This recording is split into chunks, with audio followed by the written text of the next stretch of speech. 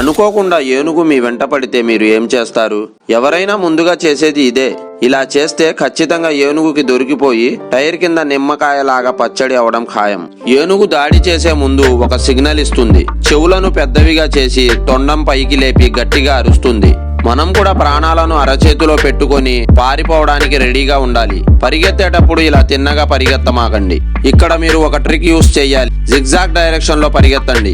ఎందుకంటే ఏనుగులు ఎక్కువ బరువు ఉండడం వల్ల జిగ్జాగ్ డైరెక్షన్ లో అవి వెంటనే పరిగెత్తలేవు. ఏనుగుకి మీకు లెంత్ అనేది పెరుగుతుంది. కొంత దూరం వెళ్ళాక మంచినీళ్ల కోసం వెతకకుండా ఒక చెట్టు గాని పెద్ద రాయి గాని కనిపిస్తే దాని వెనక దాక్కోండి. ఏనుగుల కంటి చూపు బలహీనంగా ఉంటుంది. మిమ్మల్ని కనిపెట్టడం కష్టమే, కానీ వాటి చెవులు పెద్దవిగా ఉండడం వల్ల చిన్న చిన్న శబ్దాలను కూడా వినగలవు. అందుకని మీరు ఇదేం కర్మరా నాకు అని బయటికి అనమాకండి. ఏనుగు వింటే దొరికిపోతారు మనసులో అనుకోండి. తర్వాత ఏనుగు అక్కడి నుంచి వెళ్ళిపోతుంది.